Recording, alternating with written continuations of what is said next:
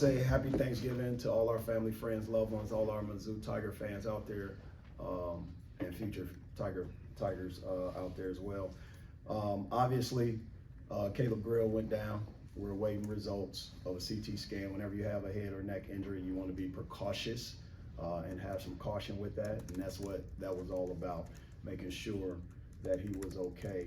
He was responsive, talking the entire time when I was down there in the huddle with him. He even rolled out with his thumb up. So that was a good sign to see in that respect. Our players did a great job throughout the game plan for 2 days. Leading into Lindenwood's game. My credit is to their staff, their head coach, and we knew the type of fight, grit that team would play with. Tons of Kansas City, St. Louis kids, obviously very talented in their own right and own respect, and they played hard. They did a great job, but I thought our guys were able to get gritty as well. It wasn't a perfect game as it relates to the assist to turnover ratio, but we were able to get 22 extra possessions from either steals or offensive rebounds. That kind of negates that turnover and assist ratio. Those are the analytics that I kind of speak about that I look for in the game. How can we offset those 20 turnovers? Well, we had to crash the glass a little bit more, get second chance shots, and also steals. And I thought we were able to do it with that +2 in that category. All right, questions? Dennis, when that's happening with Caleb, you know, what's running through your head? What do you tell your team as well? Well, at the end of the day, our guys are veterans, and they stuck together. They did exactly what I thought they would do. They rallied around, and obviously once it started to take a little bit longer, that's when I got up, and our assistant and our staff was able to fill in for me. You know, no one likes to see their teammate go down. In fact, you know, we'll go over there and check on them and make sure everything's okay. But to my knowledge, he was responsive with us, leaving this arena with his thumbs up, rolling out. And again, precaution is the error we're going to always take when you get an elbow in the back of the neck, head area. So credit our team, our EMS team. They did a great job, and I'm very thankful. When you were kneeling down with them on the court there, can you just give us some insight what you saw, what you heard from him, maybe just in those moments? No, I was just talking to him, just, you know, being myself, being a head coach, squeezing his hand, making sure he was okay. Whenever you have a situation like that, you don't think about the game, you don't think about anything else. You just make sure your student athletes are okay. And our EMS team, our trainer Chris Perrin, and our doctors did a great job. Tony and Marques, when you have a night like tonight where, you know, students aren't here, maybe not quite as much energy in the building, and then something like that happens, you know, how do you kind of generate your own energy in a game like that, and who do you think did that for you guys tonight? I mean, our whole program is based on energy generating behaviors, like, for example, talking, and, you know, that's what a lot of us did, especially the leaders of this group. You know, we credited Tamar Bates as well. He didn't have the best night, but he did a great job coaching and picking us up for the guys who was out there. So that was the main thing, you know, when now, like you said, not a lot of students are out there. We got to do a good job on ourselves, you know, making sure the energy is there for sure from the start. Yeah. Like you said, Tamar, everybody was just connected, you know. You know, we just try to stay together regardless of what situation we in, and try to, you know, bring energy regardless of who's in the game or who's not playing or who's on the bench. We try to generate energy so everybody can get going and we can build that energy. Go ahead. Oh, sorry. Build that energy up for everybody to feel good, you know, so we can get on top of it and get wins. Tony, talk about your depth. Everybody talks about depth, but you got 11 guys scoring. You've got 61 bench points. I mean, talk about what that means. It means a lot. It means we're real dangerous. We're real dangerous. Rebounding wise, scoring wise, whatever we need, anybody in the game can do it. So, you know, I say dangerous. Tony, can you just kind of take us through what these last few weeks have been like for you, kind of working yourself back up, and then what this game meant for you to get off to that fast start? Meant a lot, you know.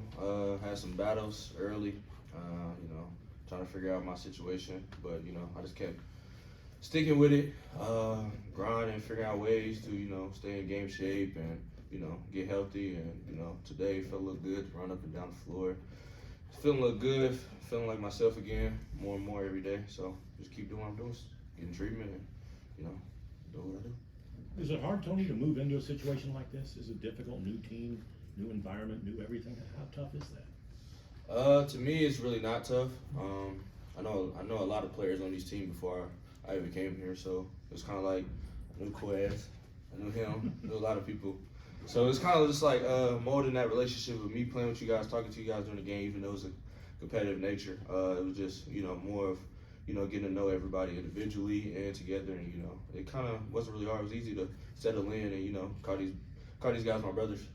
So you feel more like a Tiger and less a Hawkeye now. You're okay. Oh yeah, for sure. There we go. Dennis, when Marques and Aiden came in kind of late in the first half there, when you guys stretched the lead, what did you think they did for you in that last 5-6 minutes? I knew that they would provide the spark on both sides of the ball, specifically Aiden Shaw being able to get a tip dunk, being able to just fly around and use his athleticism and quickness. Defensively, he was able to do the same. And then obviously Quez being able to do what he did. Quez is always ready, man. He's a silent assassin. He's stealth, going 6 for 10 from the field, scoring 17 points. He could have very well gone for 30. And ultimately what he did was play the right way. I would still love to see him shoot more than 10 times a game, regardless. And that's my only gripe with Quez. We talk about it all the time, but he's one of the most talented guys on that side of the ball on our team.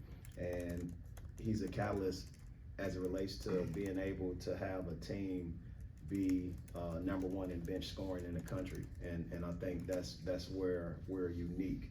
One of our better players went down. One of our our guys, our leaders, Caleb Grill, and he just seamlessly stepped in and took over and did some things, especially in that second half, that allowed us to stretch the lead.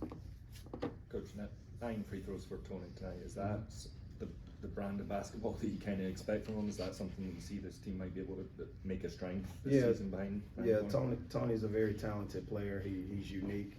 He gets to the paint and draws fouls just as Ant Robinson does. And what I did tonight was play more combo guards with each other, and that'll free them up a little bit. And that rotation of Ant, Quez, and Tony gives us more ball handling, but it also gives us more paint touches.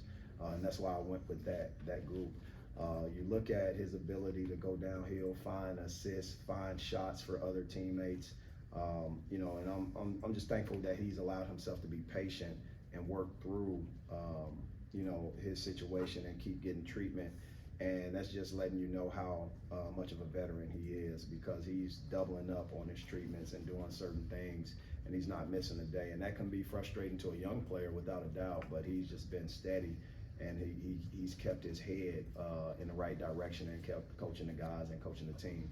Quez is the same way. Quez has kept his head straight and narrow. He's not a complainer. He's a doer.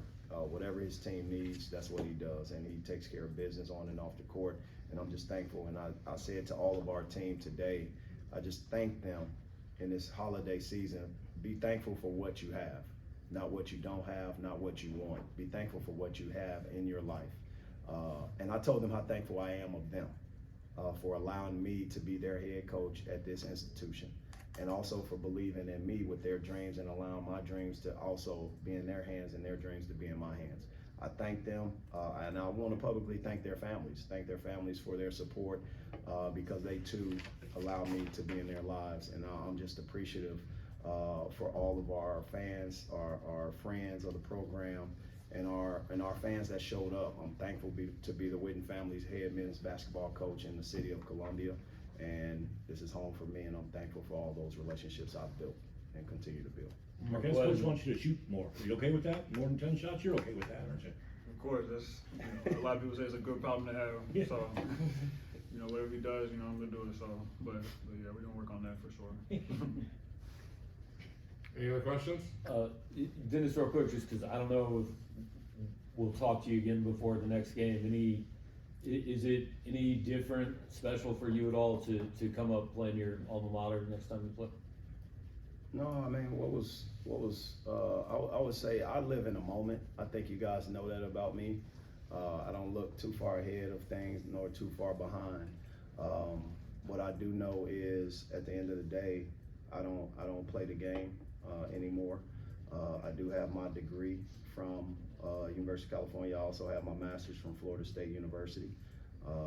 Right now in this part of my life, I'm just thankful to be the Witten family head men's basketball coach, be here at Missouri, and what I'm gonna do is break down this film and see how we can continue to get better, especially over this break until we play our next game. But I've not spent film or any time looking at the program, not even from afar, and I'm just gonna continue to stay in the moment with our players and our current staff.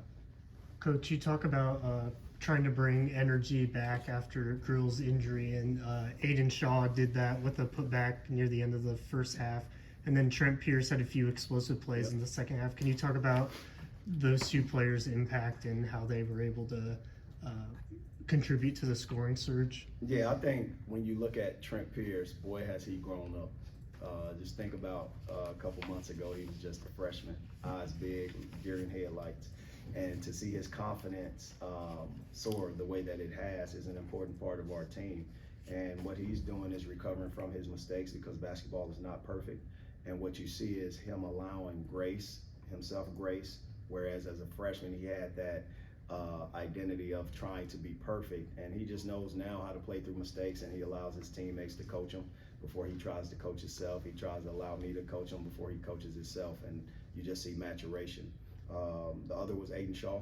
Aiden Shaw's growth has been tremendous. First high school kid I've signed here as the head coach. What you see is the element where he's focusing on those things that he can control. He can control his athleticism, jump after every rebound, try to get your hands on everything, use your quickness, try to get tip dunks, try to get block shots, and then everything else will take care of itself. He ended the game playing 22 minutes. He finished with 8 points, 3 rebounds. He would love to be more rebounds, but he had 3 blocks. And those are the things that I think are important. And if I didn't mention Josh Gray's performance when you look at the rebounding per minute, I think he's one of the top rebounders in the country. But he soared up and was able to use his strength, his athleticism to get us some rebounds. And, you know, that was a scrappy team that we played, and they were going to play that way. But also, we're a scrappy team as well. And I think our guys left what they had. It may not have been perfect, but they left what they had out there on the court, and they did it together without pointing fingers or anything like that. They lifted each other's confidence up. They patted each other on the back. They were able to call each other out to try to pull more out of each other. And that's what you have to have when you're going in a direction that I hope we're going and will continue to go in. So, All right, thanks, guys. thank you, guys. MIZ, happy Thanksgiving. Yeah.